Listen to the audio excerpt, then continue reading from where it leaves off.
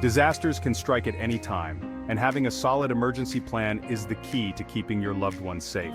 Whether you're facing a natural disaster or unexpected crisis, knowing what to do in advance makes all the difference. Start by gathering essential information. Write down emergency contact numbers, local shelter locations, and evacuation routes. Make sure each family member knows what to do if communication goes down. Next, pack your emergency kits. Include basics like water, food, medications, and first aid supplies. Don't forget to customize the kits for each family member, especially if you have kids, elderly, or pets. Practice makes perfect. Schedule regular drills to ensure everyone is familiar with the plan.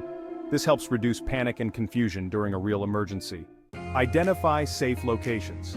Whether it's your home, a local shelter, or a family member's house, make sure you have more than one option for where to go.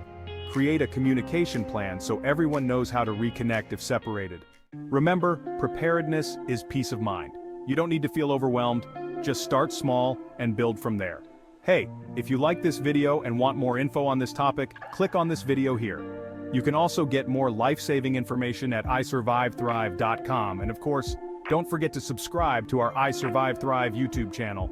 Check the description below this video for helpful links.